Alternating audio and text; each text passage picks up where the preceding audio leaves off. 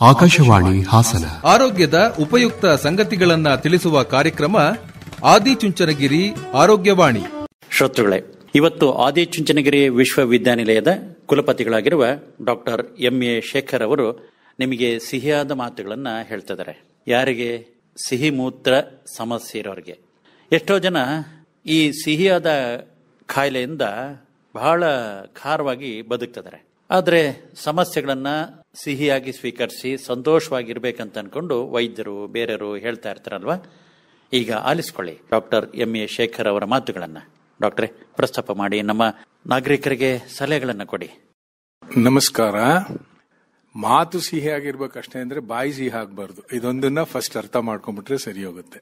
ಈಗ ಸಕ್ಕರೆ ಕಾಯಿಲೆ ಅಂದ ತಕ್ಷಣ ಬರೋವರೆಗೂ ನೋಡ್ಕೊಳ್ಳೋಣ, ಅಲ್ಲಿವರೆಗೂ ತಿನ್ಕೊಂಡು ಖುಷಿಯಾಗಿರೋಣ ಅಂತ ಮಾಡಿ ಬಂದಾದ್ಮೇಲೆ ಹೆದರಿಕೆ ಶುರು ಆಗ್ಬಿಡುತ್ತೆ. ಅಯ್ಯೋ ಏನಾಗುತ್ತೆ, ನನ್ನ ಕಿಡ್ನಿ ಫೇಲ್ ಆಗ್ಬಿಡುತ್ತೆ, ನನ್ಗೆ ಹಾರ್ಟ್ ಅಟ್ಯಾಕ್ ಆಗ್ಬಿಡುತ್ತೆ, ನನ್ನ ಕಾಲು ಕೊಯ್ದು ಬಿಡ್ತಾರೆ, ನನ್ನ ಕಣ್ಣು ಹೋಗ್ಬಿಟ್ಟು ಏನೇನೇನೇನೋ ಯೋಚನೆಗಳು ಬಂದ್ಬಿಟ್ಟು ಹೆದರ್ಕೊಂಡು, ಕಾಯಿಲೆ ನಿಮ್ಗೇನು ಮಾಡಲ್ಲ, ಈ ಹೆದರಿಕೆ ನಿಮಗೆ ತೊಂದರೆ ಕೊಡುತ್ತೆ. ನಾವೆಲ್ಲರೂ ಬಹಳ ಆರೋಗ್ಯಕರ ಜನಗಳು ಅಂತ ಹೇಳ್ಬಹುದಾ ಅಂದ್ರೆ ಖಂಡಿತವಾಗಿಯೂ ಇಲ್ಲ. ನಿಮ್ಮಲ್ಲಿ ಯಾರಾದ್ರೊಬ್ರು ನಿಮ್ ಎದೆ ಮುಟ್ಟು ಹೇಳಿ ನನಗೆ ಕೈ ನೋವಿಲ್ಲ, ನನಗೆ ನೆಗಡಿ ಬಂದಿಲ್ಲ, ಒಂದು ದಿನ ಒಂಚೂರು ತಲೆನೋವಾಗಿಲ್ಲ, ಅಯ್ಯೋ ಇವತ್ತು ಯಾಕಪ್ಪ ಅಂತ ಮನ್ಸು ಬೇಜಾರಾಗಿಲ್ಲ ಅಂದ್ರೆ ನೀವು ಕಂಪ್ಲೀಟ್ ಆಗಿ ಹೆಲ್ತಿ ಆಗಿದ್ದೀರಾ ಅಂತ ಹೇಳ್ಬೋದು. ಅಂದ್ರೆ 100 ಜನದಲ್ಲಿ 100 ಜನಕ್ಕೆ ಕಂಪ್ಲೀಟ್ ಹೆಲ್ತಿ ಆಟಿಟ್ಯೂಡ್ ಅಂತೀವಲ್ಲ, ಅದು ಇಂಪಾರ್ಟೆಂಟ್. ಅಂದ್ರೆ ನಾವು ಬಹಳ ಆರೋಗ್ಯಕರವಾಗಿರುವುದು ಬರೀ ಫಿಸಿಕಲ್ ಆಕ್ಟಿವಿಟಿ ಅಲ್ಲ, ಬಹಳಷ್ಟು ಇದೆ. ಅಂದ್ರೆ ತಾವು ಹೇಳೋದು 100ಕ್ಕೆ 100 ಯಾರೂ ಸಂಪೂರ್ಣ ಸಮಸ್ಯೆಗಳಿಂದ ಒದ್ದಾಡ್ತಾ ಇಲ್ಲ, 100ಕ್ಕೆ 100 ಯಾರೂ ಸುಖವಾಗಿಯೂ ಇಲ್ಲ. ಸಮಸ್ಯೆಗಳು ಬರ್ತಾ ಇರ್ತವೆ, ಹೋಗ್ತಾ ಇರ್ತವೆ. ಕೆಲವೊಂದು ಖಾಯಮಾಗಿದ್ರೂ ಅದರಲ್ಲೇ ಸಂತೋಷ ಪಡ್ಬೇಕು ಅನ್ಕೊಂಡು ನಿಮ್ಮ ಮಾತುಗಳು ಹೇಳ್ತವೆ. ಸಕ್ಕರೆ ಕಾಯಿಲೆ ವಿಚಾರ ನಿಮ್ಗೆ ಹೇಳಬೇಕು ಅಂದ್ರೆ ನಾನು ಹೇಳ್ದಂಗೆ ಬಹಳಷ್ಟು ಸಮಯ ಬೇಕು. ಆದರೆ ಸಕ್ಕರೆ ಕಾಯಿಲೆ ತಡೆಗಟ್ಟಬಹುದಾ? ಸಕ್ಕರೆ ಕಾಯಿಲೆ ಬಂದಾದ್ಮೇಲೆ ಚೆನ್ನಾಗಿ ಜೀವನ ಮಾಡಬಹುದಾ? ಬಹಳ ಈಸಿಯಾಗಿ ಹೇಳ್ಕೊಡ್ಬಹುದು. ಅದಂತೂ ನಾನು ಬಹಳ ಬಲವಾಗಿ ನಂಬಿದ್ದೀನಿ. ಸಕ್ಕರೆ ಕಾಯಿಲೆ ವಿಚಾರವಾಗಿ ಯಾಕೆ ಬರುತ್ತೆ, ಏನ್ ಬರುತ್ತೆ ಅಂದ್ರೆ ಬಹಳ ಸಮಯ ಬೇಕು. 1-2-3 ವಿಚಾರ ಹೇಳ್ಕೊಡ್ತೀನಿ. ಮೊದಲನೇದು, ಬಹಳಷ್ಟು ನೀವೇ ಕೇಳಿದ್ದೀರಾ, ನಿಮ್ಮ ಟಿವಿಗಳನ್ನಲ್ಲಿ ನೋಡಿದ್ದೀರಾ, ಯೂಟ್ಯೂಬ್ನನ್ನೆಲ್ಲ ನೋಡಿರ್ತೀರಾ, ಈ ಸೋಷಿಯಲ್ ಮೀಡಿಯಾ ಅಂತ. ಏನಂದ್ರೆ ನಾವು ಹುಟ್ಟಾದ್ಮೇಲಿಂದ ಸಾಯೋವರೆಗೂ ಚಾನ್ಸಸ್ ಆಫ್ ಡಯಾಬಿಟಿಸ್ ಹೆಚ್ಚಾಗ್ತಾ ಹೋಗುತ್ತೆ. ಹುಟ್ಟದ ತಕ್ಷಣ ಸಕ್ಕರೆ ಕಾಯಿಲೆ ಬರುತ್ತಾ? 1 ಲಕ್ಷ ಜನದಲ್ಲಿ ಒಬ್ರಿಗೂ ಇಬ್ರಿಗೂ ಇರಲ್ಲ. 10 ವರ್ಷ ಆದ್ಮೇಲಿಂದ ಸ್ವಲ್ಪ ಹೆಚ್ಚಾಗಬಹುದು. 50 ವರ್ಷ ಆದ್ರೆ 100 ಜನದಲ್ಲಿ 15-20 ಜನಕ್ಕೆ ಡಯಾಬಿಟಿಸ್ ಇರುತ್ತೆ. 80 ವರ್ಷ ಆದ್ರೆ 100 ಜನ ಅಲ್ಲ, 10 ಜನದಲ್ಲಿ 2-3 ಜನಕ್ಕೆ ಇರುತ್ತೆ. ಅಂದ್ರೆ ಜೀವನ ಮುಂದಕ್ಕೆ ಹೋದಂಗೆ, ವಯಸ್ಸಾಗ್ತಾ ಆದಂಗೆನೆ ಸಕ್ಕರೆ ಕಾಯಿಲೆ ಬರೋ ಚಾನ್ಸಸ್ ಬಹಳ ಹೆಚ್ಚಾಗ್ತಾ ಹೋಗುತ್ತೆ. ಈಗ ನಾವು ಎಷ್ಟು ವರ್ಷ ಬಾಳ್ತೀವಿ? 70 ವರ್ಷ ಬಾಳ್ತೀವಿ. ನಮ್ಮ ದೇಶ, ಭಾರತ ದೇಶದಲ್ಲಿ ಒಬ್ಬ ಹೆಂಗಸು 70-72 ವರ್ಷ, ಒಬ್ಬ ಗಂಡಸು 68-70 ವರ್ಷ ಬಾಳ್ತಾರೆ. 70 ವರ್ಷದಿಂದ ಹಂಗಿರ್ಲಿಲ್ಲ. 40 ವರ್ಷಕ್ಕೆ ಹೊಟ್ಟೋಗ್ಬಿಡೋರು. 45 ವರ್ಷಕ್ಕೆ ಕಾಲರ ಆಯ್ತಂತೆ, ಫ್ಲೂ ಆಯ್ತಂತೆ ಅಂತ ಬಹಳಷ್ಟು ಜನ ಸತ್ತೋಗ್ಬಿಡೋರು. ಈಗ ಹಂಗಲ್ಲ, 70 ವರ್ಷ ಬಾಳ್ತೀವಿ. ಅಂದ್ರೆ ಸಕ್ಕರೆ ಕಾಯಿಲೆ ಚಾನ್ಸಸ್ ಇನ್ಕ್ರೀಸ್ ಆಗುತ್ತೆ. 40 ವರ್ಷದೊಳಗೆ ಹೋಗ್ಬಿಟ್ರೆ 1000 ಜನದಲ್ಲಿ 10 ಜನಕ್ಕೆ ಬರ್ತಿತ್ತು. 70 ವರ್ಷದಲ್ಲಿ 100 ಜನದಲ್ಲಿ 25-30 ಜನಕ್ಕೆ ಬರುತ್ತೆ. ಅದಕ್ಕೆ ಅಯ್ಯೋಯ್ಯೋ ಸಕ್ಕರೆ ಕಾಯಿಲೆ ಬಹಳ ಹೆಚ್ಚಾಗ್ಬಿಟ್ಟಿದೆ ಅಂತ ನಾವು ಅನ್ಕೊಂಡಿದೀವಿ. ಅಲ್ಲ. ಎರಡನೇದು, ಹೇಗೆ ನಾವು ಅದನ್ನು ತಡೆಗಟ್ಟಬಹುದು? ನಮ್ಮ ತಂದೆ ತಾಯಿನ ಚೇಂಜ್ ಮಾಡಕ್ಕಾಗತ್ತಾ? ಜೆನೆಟಿಕ್ಸ್ ಚೇಂಜ್ ಮಾಡಕ್ಕಾಗಲ್ಲ. ನಾವು ಊಟ ಮಾಡೋದು, ನಾವು ಜೀವನ ಮಾಡೋದು ಚೇಂಜ್ ಮಾಡ್ಕೋಬಹುದು. ಯಾವಾಗ ಮಾಡಬೇಕು? ಚಿಕ್ಕವರಿಂದಾನೇ ನೀವು ಹುಷಾರಾಗಿರೋದು ಕಲಿಬೇಕು. ಅಂದ್ರೆ ನಿಮ್ಗಾಗ್ಲೇ ವಯಸ್ಸಾಗಿದ್ರೆ ನಿಮ್ಮ ಮಕ್ಕಳು ಮೊಮ್ಮಕ್ಕಳಿಗೆ ಹೇಳ್ಕೊಡಿ. ಮಕ್ಕಳು ಕೇಳ್ತಾ ಇದ್ರೆ ಈಗ್ಲಿಂದಾನೇ ಹುಷಾರಾಗಿ ಜೀವನ ಮಾಡೋದು ಕಲೀರಿ. ಏನ್ ಹುಷಾರ್ ಜೀವನ ಮಾಡೋದು? ಹೆದರ್ಕೊಂಡ್ಬಿಟ್ಟು ನನಗೆ ಅಯ್ಯೋ ಸಕ್ಕರೆ ಬಂದ್ಬಿಡುತ್ತೆ, BP ಆಗ್ಬಿಡುತ್ತೆ, ಸತ್ತೋಗ್ಬಿಡ್ತೀನಿ ಹಬ್ಬ, ಹೆದರ್ಕೊಂಡು ಜೀವನ ಮಾಡೋದು ಬೇಡ. ಸಿಂಪಲ್ ಆಗಿ 3 ವಿಚಾರಗಳನ್ನ ನೀವು ತಲೆಯಲ್ಲಿ ಇಟ್ಕೋಬೇಕು. ಮೊದಲನೇದು ಆಹಾರ, ಊಟ, ಡಯಟ್. ಎರಡನೇದು ವಿಚಾರ, ಸ್ಟ್ರೆಸ್ ಆರ್ ಡಿಸ್ಟ್ರೆಸ್. ಮೂರನೇದು ವಿಹಾರ, ಅಂದ್ರೆ ಎಕ್ಸರ್ಸೈಸ್. ಅನಾದಿ ಕಾಲದಿಂದ ಆಯುರ್ವೇದದಲ್ಲಿ ಆಹಾರ, ವಿಚಾರ, ವಿಹಾರ ಅಂತ ಹೇಳಿದ್ರು. ಇವು 3ನ್ನ ಕರೆಕ್ಟ್ ಆಗಿ ಇಟ್ಕೊಂಡ್ಬಿಟ್ರೆ ನಮ್ಮ ಪಾಡಿಗೆ ನಾವು ಇರ್ಬೋದು. ತಡೆಗಟ್ಟಕ್ಕಿಂತ ಹೆಚ್ಚು ಪೋಸ್ಟ್ಪೋನ್ ಮಾಡಬಹುದು. ಮನೋಬಲನು ಬಹಳಷ್ಟು ನೆರವಾಗ್ತದೆ ಅಂತ ಅನ್ಕೊಂಡು ಮನೋವೈದ್ಯರು ತಮ್ಮಂತವ್ರು ಹೇಳ್ತಾ ಇರ್ತಾರೆ. ಎಷ್ಟೋ ಜನಗಳಿಗೆ ಶುಗರ್ ಬಂತು ಅಥವಾ ಮಧುಮೇಹ ಕಾಣಿಸ್ಕೊಳ್ತಾ ಅಂತಂದ್ರೆ ಒಂದೇ ರೀತಿಗೆ ತತ್ತರಿಸ್ಬಿಡ್ತಾರೆ. ಆಮೇಲೆ ಏನಪ್ಪಾ ಜೀವನನೇ ಮುಗಿತನ ತರ ನೋವು ಉಂಟಾಗುತ್ತೆ. ಮತ್ತೆ ಎಷ್ಟೋ ಜನಗಳ ಜೊತೆಗೆ ಹೇಳ್ಕೊಳ್ಳಿಕ್ಕೂ ಹಂಚ್ಕೊಳ್ಳಿಕ್ಕೂ ಆಗೋದಿಲ್ಲ. ಮತ್ತೆ ಏನೆಲ್ಲ ಪ್ರಯತ್ನ ಮಾಡಕ್ ಹೋಗ್ತಾರೆ. ಶಾಂತವಾಗಿರೋದು ಸಹ ಒಳ್ಳೆ ಮದ್ದು. ಹಾಗೆ ಬಂತಲ್ಲ ಅದು ಹೇಳ್ದಂಗೆ ನಾವು ಕೇಳ್ಕೊಂಡು ಹೋಗೋಣ ಅನ್ನೋ ತರ ಹೋಗ್ಬಿಟ್ರೆ ಇನ್ನೂ ಒಳ್ಳೇದು. ನಾವು ಎಷ್ಟು ತಿನ್ಬೇಕು, ಎಷ್ಟು ಕೆಲಸ ಮಾಡಬೇಕು, ಎಷ್ಟು ಮಾತಾಡಬೇಕು, ಎಷ್ಟು ನಿದ್ದೆ ಮಾಡಬೇಕು, ನಾವು ಹೆಂಗಿರ್ಬೇಕು, ಇದು ಒಂಥರ ಶಿಸ್ತನ್ನ ಕಲಿಸುವ ಸಮಸ್ಯೆನೇ ಅಲ್ವಾ?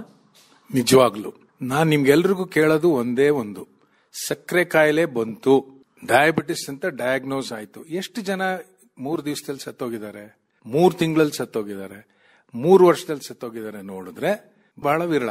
ಅದೊಂದು ಮನಸ್ಸಿನಲ್ಲಿ ಬರಬೇಕು. ಸಕ್ಕರೆ ಕಾಯಿಲೆ ಬಂದ್ಬಿಡ್ತು ಮುಗೀತು ನನ್ನ ಕತೆ, ಕಿಡ್ನಿ ಫೇಲ್ ಆಗುತ್ತೆ, ಅವೆಲ್ಲ ಆಗಲ್ಲ. ಚೆನ್ನಾಗಿ ಜೀವನ ಮಾಡಿದ್ರೆ ಏನೂ ಆಗಲ್ಲ. ಇದು ಮೊದಲನೇ ವಿಚಾರ. ಎರಡನೇ, ನೀವು ಹೇಳಿದ್ರಲ್ಲ ಮನೋಬಲ ಅಂತ, ಮುಗುಳ್ನಗೆ, ಒಂದು ನಗೆಯನ್ನು ನಿಮ್ಮ ಮುಖದಲ್ಲಿ ಇಟ್ಕೊಳ್ಳಿ, ನಿಮ್ಮ ಅರ್ಧ ಸ್ಟ್ರೆಸ್ ಕಡಿಮೆ ಆಗೋಗುತ್ತೆ ಅಂತ. ನಗಿ, ಚೆನ್ನಾಗಿ ನಗದನ್ ಕಲೀರಿ, ಇದು ಮೊದಲನೇದು. ಎರಡನೇದು ಸ್ಟ್ರೆಸ್ ಅಂತ ಹೇಳ್ತೀವಲ್ಲ, ಏನದು ಸ್ಟ್ರೆಸ್ ಅಂತ ಅರ್ಥ ಮಾಡ್ಕೋಬೇಕು. ಎಲ್ಲರೂ ಸ್ಟ್ರೆಸ್ ಅಂದ್ರೆ ಒಂದೇ ಅನ್ಕೊಂಡ್ಬಿಡ್ತಾರೆ. ನಾವು ಫಿಸಿಯಾಲಜಿನಲ್ಲಿ ಸ್ಟ್ರೆಸ್ ಅಂದ್ರೆ 2, ಒಂದು ಯು ಸ್ಟ್ರೆಸ್, ಒಳ್ಳೆ ಸ್ಟ್ರೆಸ್, ಎರಡನೇದು ಡಿಸ್ಟ್ರೆಸ್, ಕೆಟ್ಟ ಸ್ಟ್ರೆಸ್. ನಾವ್ ಅನ್ಕೊಳ್ಳೋದು ಸ್ಟ್ರೆಸ್ ಅಂದ್ರೆ ಕೆಟ್ಟ ಸ್ಟ್ರೆಸ್ ಅಂತ ಅಲ್ಲ. ಇವಾಗ ನಾನು ಮದುವೆ ಆಗಿದ್ದೀನಿ, ನನಗೆ ಮಕ್ಕಳಿದ್ದಾರೆ, ಮೊಮ್ಮಕ್ಕಳಿದ್ದಾರೆ, ಅವ್ರನ್ನ ಪ್ರೀತಿ ಮಾಡ್ತೀನಿ, ಅದು ಸ್ಟ್ರೆಸ್. ಯು ಸ್ಟ್ರೆಸ್ ಅದು ಒಳ್ಳೆ ಸ್ಟ್ರೆಸ್, ಖುಷಿ ಆಗುತ್ತೆ. ನನ್ನ ಮೊಮ್ಮಗಳನ್ನ ನೋಡಿದಾಗ, ನನ್ನ ಮಗಳನ್ನ ನೋಡಿದಾಗ, ನನ್ನ ಸ್ನೇಹಿತರನ್ನ ನೋಡಿ ಅವ್ರ ಜೊತೆ ಮಾತಾಡಿದ್ರೆ ಮುಖದ ಮೇಲೆ ಒಂದು ಮುಗುಳ್ನಗೆ ಬಂದ್ರೆ ಒಳ್ಳೆ ಸ್ಟ್ರೆಸ್ ಅದು. ಆ ತರ ಹೆಚ್ಚು ಮಾಡ್ಕೊಂಡ್ರೆ ಮನೋಬಲ ಹೆಚ್ಚಾಗ್ತಾ ಹೋಗುತ್ತೆ. ನನಗೆ ARನವ್ರು ಕರೆದ್ಬಿಟ್ಟು 10 ಸಲ ಮಾತಾಡ್ಸ್ತಾರಪ್ಪ, ಡಿಸ್ಟ್ರೆಸ್ ಅದು. ಅಂದ್ರೆ ನಾನು ಕೆಟ್ಟದಾಗಿ ಮಾಡ್ಕೋತಾ ಇದ್ದೀನಿ. ಒಳ್ಳೇದನ್ನು ಕಂಡು ಒಂಥರ ಸಂತೋಷವಾಗಿರೋದು. ಒಳ್ಳೇದಿರ್ಲಿ, ಕೆಟ್ಟದನ್ನ ನೋಡಿದಾಗ್ಲೂ ಅಷ್ಟೊಂದು ತಲೆ ಕೆಡ್ಸ್ಕೋಬಾರ್ದು. ಅಯ್ಯೋ ನಾನ್ ಡಾಕ್ಟ್ರು 20 ಪೇಷಂಟ್ಸ್ ನೋಡ್ಬೇಕು ಅಂದ್ರೆ ನಾನ್ ಡಿಸ್ಟ್ರೆಸ್ ಮಾಡ್ಕೋತೀನಿ ಹೊರತು ಪೇಷಂಟ್ಸ್ಗೆ ಏನಾಗಲ್ಲ. ಅಯ್ಯೋ 20 ಜನ ಇದ್ದಾರೆ, ಅವ್ರಿಗೆ ಅಷ್ಟು ಹೆಲ್ಪ್ ಮಾಡೋಣಪ್ಪ ಅಂದ್ರೆ ಒಳ್ಳೆ ಸ್ಟ್ರೆಸ್, ನನಗೂ ಒಳ್ಳೇದಾಗುತ್ತೆ. ಸೊ ಇದು 2, ಒಂದು ಮುಗುಳ್ನಗೆ ಹಾಕೊಂಡು ಯಾವತ್ತು ಒಳ್ಳೆ ನಗು ಅಂತ ಹೇಳ್ತೀವಲ್ಲ ಇಟ್ಕೊಂಡ್ರೆ ಎಷ್ಟೋ ನಿಮ್ ಡಿಸ್ಟ್ರೆಸ್ ಕಡಿಮೆ ಆಗುತ್ತೆ. ಎರಡನೇದು, ನೀವೇನೇ ಕೆಲಸ ಮಾಡಲಿ, ನಿಮ್ಮಲ್ಲಿ ಏನೇ ಇರಲಿ, ಅದನ್ನ you like to do this, you love to do, you love your friends, neighbours, you like your work. ನಿಮ್ಮ ಸೋಕಾಲ್ಡ್ ಡಿಸ್ಟ್ರೆಸ್ ಅಂತೀವಲ್ಲ ಅದು ಯು ಸ್ಟ್ರೆಸ್ ಆಗುತ್ತೆ. ಅವಾಗ ನಿಮ್ಮ ಮನೋಬಲವು ವೃದ್ಧಿ ಆಗುತ್ತೆ. ಅಂದ್ರೆ ತಾವು ಹೇಳೋದು ಎಲ್ಲದನ್ನೂ ಒಂಥರ ಸಂತೋಷವಾಗಿ ಮಾಡ್ಕೊಂಡು ಹೋಗೋದು. ಹೌದು, ಏನೇ ಇರಲಿ, ಒಳ್ಳೇದ್ ಬಂದಾಗ್ಲೂ ಖುಷಿಯಾಗಿರೋಣ, ಕೆಟ್ಟದಾದಾಗ್ಲೂ ಅಷ್ಟೊಂದು ತಲೆ ಕೆಡಿಸ್ಕೊಳ್ದೆ ಖುಷಿಯಿಂದ ಮುಂದಕ್ಕೆ ಹೋಗೋದು ಕಲಿಬೇಕು. ಯಾಕಂದ್ರೆ ಯಾವ ಒಳ್ಳೆ incidences of good and bad are never permanent. ಅಂದ್ರೆ ಯಾವಾಗಲೂ ಒಳ್ಳೇದೇ ನಮಗೆ ಕಾಣೋದಿಲ್ಲ ಅಥವಾ ಒಳ್ಳೇದೇ ಘಟಿಸೋದಿಲ್ಲ. ಕೆಲವೊಂದ್ಸರಿ ಬೇಸರದ್ದು ಅಥವಾ ನೋವಾಗ್ತಕ್ಕಂಥದ್ದು ಇರುತ್ತೆ, ಅದನ್ನ ನಿಭಾಯಿಸ್ಕೊಂಡು ಹೋಗ್ಬೇಕು. ತೀರಾ ಒತ್ತಡ ಮಾಡ್ಕೊಂಡು ಸ್ವೀಕರಿಸಬಾರ್ದು. ಹೌದು, ಅದೇನೇ ಹೇಳೋದು ನಾನು, ಡಿಸ್ಟ್ರೆಸ್ ಅಂತ. ಏನೋ ಒಂದು ಕಷ್ಟ ಬಂತು, ಅಯ್ಯೋ ಇನ್ ಮಾಡಕ್ಕಾಗಲ್ಲಪ್ಪ ಅಂದ್ರೆ ನಿಮ್ಗೆ ಡಿಸ್ಟ್ರೆಸ್ ಆಗಿ ಮನೋಬಲ ಕಡಿಮೆ ಆಗುತ್ತೆ. ದೇವರು ಈ ಛಲ ಕೊಟ್ಟಿದ್ದಾನೆ, ಮಾಡ್ತೀನಿ ಮುಂದಕ್ಕೆ ಅಂದ್ರೆ ಯು ಸ್ಟ್ರೆಸ್ ಆಗಿ ನಿಮ್ಗೆ ಮನೋಬಲ ಇಂಪ್ರೂವ್ ಆಗುತ್ತೆ. ಡಾಕ್ಟ್ರೇ, ತಾವು ಹೇಳುವಾಗ ನೆನಪಾಗ್ತಾ ಇತ್ತು, ಎಷ್ಟೋ ಜನ ಅಭಿಮಾನದಿಂದ ಹೇಳ್ತಾರೆ 70-80 ವಯಸ್ಸು, ಹೇಗಿದ್ದೀರಿ ಆರೋಗ್ಯ ಅಂತಂದ್ರೆ ಒಂದೇ ಸಾರಿಗೆ ಹೇಳ್ತಾರೆ ಸಮಸ್ಯೆ ಇಲ್ದವ್ರು, ಚೆನ್ನಾಗಿದ್ದೀನಿ, ನನಗೇನು ಶುಗರ್ ಇಲ್ಲ, BP ಇಲ್ಲ. ಆಮೇಲೆ ಮುಂದದು ಕೆಲವೊಬ್ಬರಿಗೆ ಈ ಸಕ್ಕರೆ ಕಾಯಿಲೆ, ರಕ್ತದೊತ್ತಡ ಬಂದಾಗ ಅದು ಹೊರಗಡೆ ಬರೋದಿಲ್ಲ. ಆರೋಗ್ಯವಾಗಿದ್ದೀನಿ ಅಂತೂ ಹೇಳಕ್ ಹೋಗಲ್ಲ. ಇಲ್ಲ ಸ್ವಲ್ಪ ಸಮಸ್ಯೆ ಇದೆ, ಹಿಂಗಿದೆ, ಅಷ್ಟು ಶುಗರ್ ಲೆವೆಲ್ ಇದೆ, ಹಾಗೀಗ ಅಂತ ಒಂಥರ ನೋವಿನಿಂದ ಹೇಳಕ್ ಹೋಗ್ತಾರೆ. ಅದನ್ನು ನಿಯಂತ್ರಣ ಮಾಡಲಿಕ್ಕೆ ಮನಸ್ಸು ಸಿದ್ಧತೆನ ಮಾಡ್ಕೊಳ್ಬೇಕು ಒಂದು, ಮತ್ತು ಸದಾ ಚಟುವಟಿಕೆಯಿಂದ ಕೂಡಿರೋದು, ಮತ್ತು ಆರೋಗ್ಯಕರವಾದ ಚಟುವಟಿಕೆಗಳನ್ನ ಮಾಡ್ತಾ ಇರೋದು, ಮತ್ತೊಂಥರ ನನಗೇನೂ ಆಗಿಲ್ಲ ಅನ್ನೋ ರೀತಿಯಲ್ಲೇ ಕೆಲಸಗಳನ್ನ ಮಾಡೋದು. ಈಗ 2 ಕಣ್ಣಿಲ್ದವರು ನಮ್ಮ ಸಮಾಜದಲ್ಲಿದ್ದಾರೆ, 2 ಕಾಲಿಲ್ದವ್ರು ಇದ್ದಾರೆ, ಅಪಘಾತಗಳಲ್ಲಿ ಕಾಲು ಕಳೆದುಕೊಂಡಿರೋರು, ಕೈ ಕಳೆದುಕೊಂಡಿರೋರು ಇದ್ದಾರೆ, ಏನೆಲ್ಲ ದೇಹ ಅನಾಹುತಕ್ಕೆ ತುತ್ತಾಗಿ ಆನಂದದಾಯಕವಾಗಿ ಜೀವನ ಮಾಡೋರಿದ್ದಾರೆ. ಅವ್ರನ್ನೆಲ್ಲ ನೋಡಿದ್ರೆ ಈ ಸಕ್ಕರೆ ಕಾಯಿಲೆ ಅಥವಾ ಸಕ್ಕರೆ ಸಮಸ್ಯೆ, ಮಧುಮೇಹ ಅನ್ನೋ ಒಂದು ದೊಡ್ಡ ಸಮಸ್ಯೆ ಅಲ್ವೇ ಅಲ್ಲ ಅಂತ ಅನ್ಸುತ್ತೆ. ತಾವೇನ್ ಹೇಳ್ತೀರಿ? ಈಗ ನೀವು ಹೇಳಿದ್ರಲ್ಲ, ಚೆನ್ನಾಗಿದ್ದೀರಾ ಅಂದ್ರೆ ಚೆನ್ನಾಗಿಲ್ದಿದ್ದವರು ಅಯ್ಯೋ ನಮ್ ಕಷ್ಟ ನಿಮ್ಗೇನ್ ಗೊತ್ತು ಅಂತಾರೆ. ಚೆನ್ನಾಗಿದ್ದೀರಾ ಅಂತ ಬೇರೆಯವ್ರು ಕೇಳಿದ್ರೆ ಚೆನ್ನಾಗಿದ್ರೆ ಚೆನ್ನಾಗಿದ್ದೀನಪ್ಪ ಪರವಾಗಿಲ್ಲ ಅಂತ ಹೇಳ್ತಾರೆ ಅಲ್ವಾ. ಇದು ಲೋಕಾರೂಢಿನೋ ಲೋಕಾಭಿರಾಮವಾಗಿ ಮಾತಾಡೋದು ಅಂತ ಹೇಳ್ತೀವಲ್ವಾ. ಯಾರನ್ನಾದ್ರೂ ನಾವು ಮೀಟ್ ಮಾಡಿದ್ರೆ ಚೆನ್ನಾಗಿದ್ದೀರಾ ಅಂತ ಕೇಳ್ತೀವಿ ಅಲ್ವಾ. ಅದೇ ನನ್ನ ಅಜ್ಜಿ ಹೇಳಿದ್ಲು, ಯಾರನ್ನಾದ್ರೂ ಹಿಂಗೆ ನೀನು ಭೇಟಿ ಮಾಡಿದಾಗ ನಿಮ್ಮನ್ನು ನೋಡಿದ್ರೆ ನೀವು ಬಹಳ ಚೆನ್ನಾಗಿದ್ದೀರಿ ಅನ್ಸುತ್ತೆ. ಅವಾಗ ಅವರು ಹೌದಾ, ನಾನು ಅಯ್ಯೋ ನನಗೆ ಕಷ್ಟ ಇದೆ ಅಂತ ಹೇಳ್ಕೊಂಡ್ರೆ ನನಗೆ ಪ್ರಾಬ್ಲಮ್ ಆಗ್ಬಹುದು, ಹೌದಮ್ಮ ಹೌದಪ್ಪ ಪರವಾಗಿಲ್ಲ ಚೆನ್ನಾಗಿದ್ದೀನಿ, ದೇವರು ಚೆನ್ನಾಗಿಟ್ಟಿದ್ದಾನೆ ಅಂತ ಹೇಳ್ತಾರೆ. ಹೀಗೆ ನಮ್ಮ the way we talk to people, the way we behave with people is very important. ಅವಾಗ ಅವರಿಂದಾನು ರೆಸ್ಪಾನ್ಸ್ ಚೆನ್ನಾಗಾಗುತ್ತೆ. ನೀವು ಹೇಳಿದ್ರಲ್ಲ, ಈಗ ಪಾಪ 2 ಕಾಲು ಇತ್ತು, ಯಾವುದೋ ಆಕ್ಸಿಡೆಂಟಲ್ಲಿ ಹೊಟ್ಟೋಯ್ತು, ಅವರು ಹತಾಶರಾಗಿ ಸತ್ತೋಗಲ್ಲ, ಛಲದಿಂದ ತಗೊಂಡ್ ಮಾಡ್ತಾರೆ. 1-2-3 ಜನಕ್ಕೆ ಕಷ್ಟ ಆಗ್ಬೋದು ಒಂದಷ್ಟು ದಿವಸ, ಏನೇ ತೊಂದರೆ ಆದ್ರೂ ಫಸ್ಟ್ ಡಿಪ್ರೆಷನ್ ಆಗುತ್ತೆ. ವಿ ಗೆಟ್ ಡಿಪ್ರೆಸ್ಡ್, ಅಯ್ಯೋ ಹಿಂಗ ಆಗ್ಬಿಡ್ತಲ್ಲ, ಯಾಕಪ್ಪ ನಾನು ಏನ್ ಮಾಡಿದೆ ಅಂತ. ಸ್ವಲ್ಪ ದಿವಸ ಆದ್ಮೇಲೆ you come to terms with it, ಆಯ್ತು ಆಗಿದ್ದಾಯ್ತು ನೋಡೋಣ ಅಂತ, ಆಮೇಲಿಂದ ಮುಂದಕ್ಕೆ ಹೋಗ್ತಾರೆ. ಟ್ರಿಪಲ್ ರೆಸ್ಪಾನ್ಸ್ ಅಂತ ಹೇಳ್ತೀವಿ. ಇದನ್ನ ನನಗಾಗ್ಲಿ ನಿಮ್ಗಾಗ್ಲಿ ಯಾರಿಗೆ ಆದ್ರೂ ಸಹಜ ಅಂತ ಹೇಳ್ತಾರೆ. ಸೊ ಅದನ್ನ ನೋಡ್ಕೊಂಡು ನನಗೆ ದೇವರು 2 ಕಣ್ಣು ಕೊಟ್ಟಿದ್ದಾನೆ, 2 ಕೈ ಕೊಟ್ಟಿದ್ದಾನೆ, ಕಾಲು ಕೊಟ್ಟಿದ್ದಾನೆ, ಇದಕ್ಕಿಂತ ನನ್ಗೆ ಇನ್ನೇನಪ್ಪ ಪುಣ್ಯ ಅಂತ ಅನ್ಕೊಂಡು ಹೋಗೋದನ್ನ ಜನಗಳ ಅರ್ಥ ಮಾಡ್ಕೋಬೇಕು. ನಾವು ಹೇಳೋದಕ್ಕಿಂತ ಜನಗಳ ಅರ್ಥ ಮಾಡ್ಕೊಂಡ್ರೆ ಮುಂದಕ್ಕೆ ಹೋಗ್ಬೋದು. ನೀವು ಹೇಳ್ದಂಗೆ ಎಷ್ಟು ದುಡ್ಡು ಬೇಕು ಜೀವನ ಮಾಡಕ್ಕೆ. ನಾನು ಹೇಳ್ತೀನಿ, ನನ್ನ ಮಧುಮೇಹಿ ಸ್ನೇಹಿತರಿಗೆ ಹೇಳ್ತೀನಿ, ಊಟ ಮಾಡಕ್ಕೆ ಎಷ್ಟು ದುಡ್ಡು ಬೇಕ್ರಿ? ದಿನಕ್ಕೆ 3 ಸಲ ಊಟ ಮಾಡಕ್ಕೆ ಎಷ್ಟು ದುಡ್ಡು ಬೇಕು? ಆದ್ರೆ ಹೋಟ್ಲಿಗೆ ಹೋದ್ರೆ ದುಡ್ಡು ಬೇಕು ನಿಮ್ಗೆ. ಊಟ ಮಾಡಕ್ಕೆ ಎಷ್ಟು ದುಡ್ಡು ಬೇಕಪ್ಪ? ತುಂಬಾ ದುಡ್ಡೇನ್ ಬೇಡ. ನಡಿಯಕ್ಕೆ ಎಷ್ಟು ದುಡ್ಡು ಬೇಕು ನಿಮ್ಗೆ? ಬರೀ ಕಾಲ್ನಲ್ಲಿ ನಡಿಬಹುದು, ಒಂದ್ ಸ್ವಲ್ಪ ಚಪ್ಪಲಿ ಹಾಕೊಂಡು ನಡಿಬಹುದು. ಮನೆಯೊಳಗೆ ನಡಿಯಕ್ಕೆ ಎಷ್ಟು ದುಡ್ಡು ಬೇಕು ನಿಮ್ಗೆ? ಬೇಡವೇ ಬೇಡ. ತಲೆ ಕೆಡ್ಸ್ಕೊಳ್ದೆ ಎಲ್ಲಾನು with a smile on your face ನೋಡ್ಕೊಳ್ಳಕ್ಕೆ ಎಷ್ಟು ದುಡ್ಡು ಬೇಕಪ್ಪ? ಸೊ ದುಡ್ಡನ್ನ ನಿಮ್ಮ ಜೀವನದಿಂದ ತೆಗೆದ್ಬಿಡಿ. ದುಡ್ಡು ಯಾಕೆ ಬೇಕು ನಿಮ್ಗೆ? Only for wants. I keep telling my youngsters, for the needs of your life you require very little money. For wants of your life you need lot of money. ಒಂದು ದೊಡ್ಡ ಟಿವಿ ತಗೋಬೇಕು, ದೊಡ್ಡ ಕಾರ್ ತಗೋಬೇಕು, 20 suit ತಗೋಬೇಕು, ಮನೆಗೆ ಸಕ್ಕತ್ತಾಗಿ ಎಲ್ಲ ತುಂಬಬೇಕು ಅಂದ್ರೆ ದುಡ್ಡು ಬೇಕು. ಸಿಂಪಲ್ ಆಗಿ ಮನೆ ಮಾಡ್ಕೋಬೇಕು, ಒಂದು ಚಿಕ್ಕ ಟಿವಿ ಇದ್ರೂ ಸಾಕಪ್ಪ, ಕಾಣಿಸುತ್ತೆ, ಹತ್ರದಿಂದ ಕೂತ್ಕೊಂಡು ನೋಡ್ಬೋದು ಅಂದ್ರೆ ಎಷ್ಟು ದುಡ್ಡು ಬೇಕಾಗುತ್ತೆ? ಅಂದ್ರೆ ಇದ್ರ ಸಾರಾಂಶ ನಾನು ಹೇಳಬೇಕು ಅಂದ್ರೆ, ಮನಿ ಅನ್ನೋದನ್ನ ನಿಮ್ಮ ಜೀವನದಿಂದ ಸ್ವಲ್ಪ ದೂರ ಇಟ್ಬಿಡಿ. ಎಷ್ಟು ಬೇಕೋ ಅಷ್ಟು ನೋಡೋಣ, ಅದು ಬೇರೆ ವಿಚಾರ. ಮಾಡಿದಾಗ ನಿಮಗೆ ಸ್ಟ್ರೆಸ್ ಆಗೋದು ಇನ್ನೂ ಕಡಿಮೆ ಆಗುತ್ತೆ. ಊಟ ಮಾಡೋದು ಸಿಂಪಲ್ ಆಗಿ ಆಗ್ಬಿಡುತ್ತೆ, ಎಕ್ಸರ್ಸೈಸ್ ಮಾಡೋದು ಈಸಿ ಆಗ್ಬಿಡುತ್ತೆ. ತಾವು ಹೇಳಿದಂಗೆ ಎಷ್ಟೋ ಜನ ದುಡ್ಡು ಬಂದ ಮೇಲೆನೆ ಕೆಟ್ಟರು ಅಂತ ಜನ ಕಣ್ಣಿಟ್ಟು ನೋಡ್ತಿರ್ತಾರೆ, ಕಿವಿ ಕೊಟ್ಟು ಕೇಳ್ತಾ ಇರ್ತಾರೆ ಅಲ್ವಾ? ಈ ನಾಣ್ಣುಡಿಗೆ ನಾನು ಏನ್ ಹೇಳ್ಬೇಕು ಅಂತ ಗೊತ್ತಾಗೋದಿಲ್ಲ. ಡಾಕ್ಟ್ರೆ, ಯಾಕೆ ಈ ಮಾತು ಪ್ರಸ್ತಾಪ ಆಯ್ತು ಅಂದ್ರೆ, ತುಂಬಾ ಜನ ಹಣ ಬಂದ್ಮೇಲೆ ಮತ್ತಷ್ಟು ಹಣ ಮಾಡ್ಲಿಕ್ಕೆ ಹೋಗ್ತಾರೆ, ಅದನ್ನ ಎಲ್ಲೆಲ್ಲೋ ಹುಡ್ತಾರೆ, ಏನೇನೋ ಮಾಡ್ತಾರೆ. ಆ ಸರ್ಕಸ್ಗೆ ಎಷ್ಟೊಂದು ಶ್ರಮ, ಎಷ್ಟೊಂದು ತಲೆ ಬಿಸಿ ಆಗುತ್ತೆ. ಮತ್ತು ವಾಪಸ್ ಬರಲಿಲ್ಲ ಅಂದ್ರೆ ಮತ್ತಷ್ಟು ಒತ್ತಡ. ಇದು ರೈತಾಪಿ ಮಂದಿಯಲ್ಲಿದೆ, ಸಾಮಾನ್ಯ ನಾಗರಿಕರಲ್ಲಿದೆ. ಯಾವ್ದಾದಕ್ಕೂ ಹುಡ್ತಾರೆ. ಇದು ಒಂದು ಭಾಗ ಆಯ್ತು. ಎರಡನೇದು, ನಮ್ಮ ದೇಹ ಒಂಥರ ಸಣಕಲಾಗಿದ್ರೆ, ತೆಳುವಾಗಿದ್ರೆ ಆನಂದ. ಅದೇ ದಪ್ಪ ಆಗ್ತಾ ಹೋದ್ರೆ ಅದಕ್ಕೆ ಹೆಚ್ಚು ಬಟ್ಟೆ ಬೇಕು, ಹೆಚ್ಚು ಜಾಗ ಬೇಕು, ತಾಪತ್ರಯಗಳು. ಆಮೇಲೆ ನೋಡ್ತಾ ಕಾಯಿಲೆ ಬಂದ್ಮೇಲೆ ಎಚ್ಚೆತ್ಕೊಳ್ತಾರೆ, ಮತ್ತೆ ಅದೇ ದಾರಿಗೆ ಬರ್ತಾರೆ, ಆಹಾ ಈಗ ಚೆನ್ನಾಗಿದೆ ಅಂತ. ಅಂದ್ರೆ ದೇಹವನ್ನ, ನಮ್ಮ ಬದುಕನ್ನ ಹಿಗ್ಗಿಸ್ಕೊಳ್ಳೋದಕ್ಕಿಂತ ಒಂಥರ ಚೌಕಟ್ಟಿನಲ್ಲಿ ಇಟ್ಕೊಳ್ಳೋದು ಅದು ಆರೋಗ್ಯಪೂರ್ಣವಾದ ಕೆಲಸವೇ. ಸಣ್ಣ ಸಣ್ಣ ಸಮಸ್ಯೆ ಬರುತ್ತೆ, ಆದ್ರೆ ಸಮಸ್ಯೆಗಳು 1-4 ಬರೋ ತರ ನಾವು ಮಾಡ್ಕೊಳ್ಳೋದಕ್ಕಿಂತ ಈ ರೀತಿ ನಮ್ಮನ್ನು ನಾವು ನಿಯಂತ್ರಣಕ್ಕೆ ಒಳಪಟ್ಟುಕೊಂಡು ಹೋಗೋದು ಆರೋಗ್ಯಕರವೇ ಅಲ್ವಾ ಡಾಕ್ಟ್ರೆ? ಹೌದು, ನೀವು ಹೇಳಿದ್ರಲ್ಲ ಇವಾಗ ಸಣ್ಣ ಇರಬೇಕು, ದಪ್ಪ ಆಗಬಾರದು ಅಂತ. ಅದು ಒಂದು ಜನರಲೈಸ್ ಸ್ಟೇಟ್ಮೆಂಟ್ ಅಂತ ಅನ್ಸುತ್ತೆ ನನಗೆ. ತುಂಬಾ ಸಣ್ಣ ಇದ್ರೂ ಒಳ್ಳೇದಲ್ಲ, ತುಂಬಾ ದಪ್ಪ ಇದ್ರೂ ಒಳ್ಳೇದಲ್ಲ. ಒಂದ್ ಸ್ವಲ್ಪ ದಪ್ಪ ಇದ್ದೀನಿ, ಒಂದ್ ಸ್ವಲ್ಪ ಪರವಾಗಿಲ್ಲ ಅನ್ನೋದು ಒಳ್ಳೇದು. ಇದನ್ನ ಹೇಗ್ ಮಾಡ್ಕೋಬೇಕು? ಒಂದ್ ಮಿರರ್ ಅಂತಿದೆ ಅಲ್ವಾ, ಅದು ಮುಂದೆ ನಿಂತ್ಕೊಂಡ್ರೆ ಗೊತ್ತಾಗ್ಬಿಡುತ್ತೆ. ತುಂಬಾ ಸಣ್ಣ ಒಳ್ಳೇದಲ್ಲ, ಅದರಲ್ಲೂ ಬಹಳಷ್ಟು ಕಾಯಿಲೆಗಳು ಬರಬಹುದು. ತುಂಬಾ ದಪ್ಪ ಇದ್ರೆ ನಿಮ್ಗೆ ಎಲ್ರಿಗೂ ಗೊತ್ತು, ಯಾರಿಗೂ ಹೇಳ್ಕೊಡೋದು ಬೇಡ, ತುಂಬಾ ದಪ್ಪ ಇದ್ರೆ ಏನೇನಾಗ್ಬಹುದು ಅಂತ. ಹೇಗೆ ಇದನ್ನ ನಿಲ್ಲಿಸಬಹುದು? ಚಿಕ್ಕ ಹುಡುಗರಿಂದಾನೇ ಶುರು ಮಾಡಬೇಕು. ಮಕ್ಕಳ ವಯಸ್ಸಿಂದಾನೇ ನೀವು ನೋಡ್ಕೊಂಡು ಹೋದ್ರೆ ಮುಂದಕ್ಕೆ ಹೋಗ್ತಾ ಹೋಗ್ತಾ ಹೋಗ್ತಾ ದಪ್ಪ ಆಗಲ್ಲ.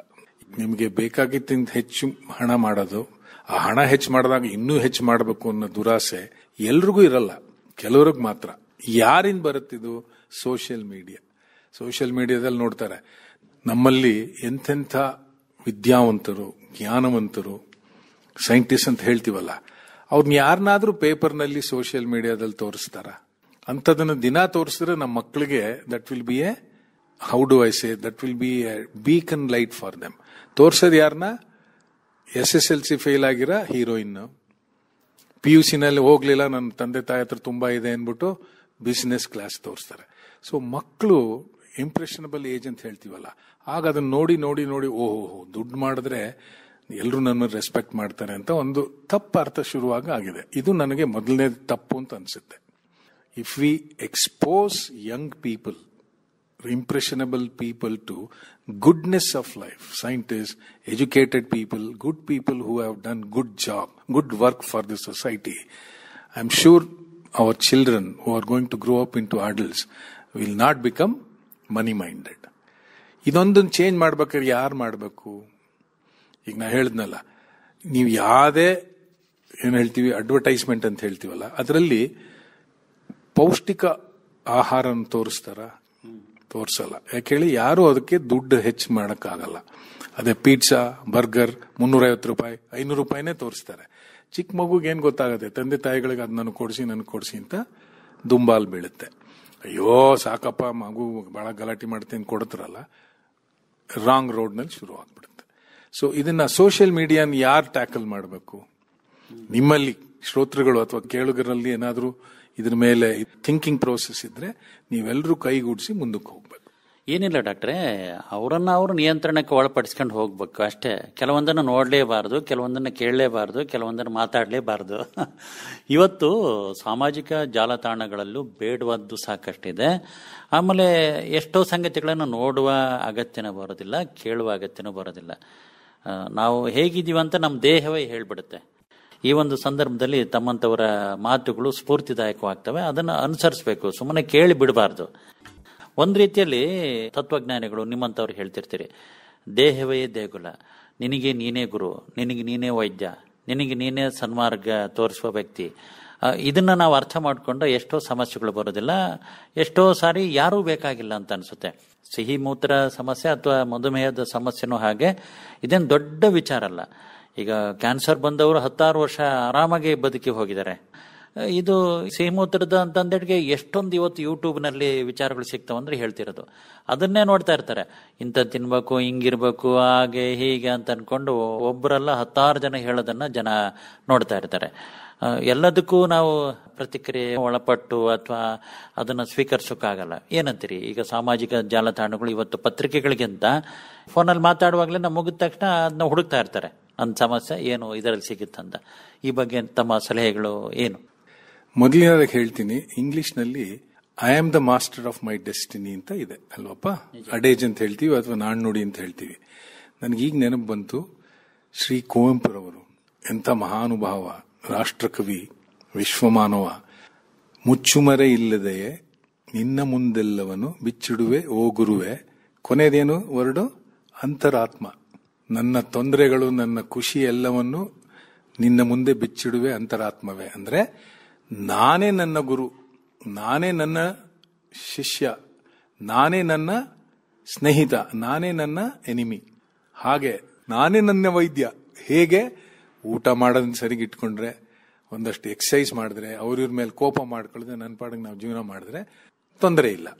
ಆದರೆ ಈ ಸೋಷಿಯಲ್ ಮೀಡಿಯಾ ವಿಚಾರ ಹೇಳಿದ್ರಲ್ಲ, ಪ್ಲಸ್ ಅಂಡ್ ಮೈನಸ್ ಅಂತ ಹೇಳ್ಬೋದು. ನಾನು MD ಮಾಡಿ ಆಚೆಗೆ ಬಂದಾಗ ಸೋಷಿಯಲ್ ಮೀಡಿಯಾ ಅಂತ ಕೇಳೇ ಇರಲಿಲ್ಲ. ಟಿವಿನಲ್ಲಿ ಏನ್ ತೋರಿಸ್ತಿದ್ರು ಅದೇ ನಮಗೆ ಸೋಷಿಯಲ್ ಮೀಡಿಯಾ. ಆಗಿನ ಕಾಲದಲ್ಲಿ ಟಿವಿನಲ್ಲಿ ಒಳ್ಳೊಳ್ಳೆ ಸೀರಿಯಲ್ಸ್ಗಳು ಬರೋದು. ಈಗ ಏನೇನೋ ಆಗಿದೆ ಅಂದ್ರೆ ಲಕ್ಷಾಂತರ ವಿಡಿಯೋಗಳು ಇರ್ಬೋದು ಸೋಷಿಯಲ್ ಮೀಡಿಯಾ, ಲಕ್ಷಾಂತರ ರೈಟಿಂಗ್ ಇರ್ಬೋದು. ಯಾವುದು ಸರಿ ಯಾವುದು ತಪ್ಪು ಅಂತ ಹೇಗೆ ನೀವು ಅರ್ಥ ಮಾಡ್ಕೋತೀರಾ?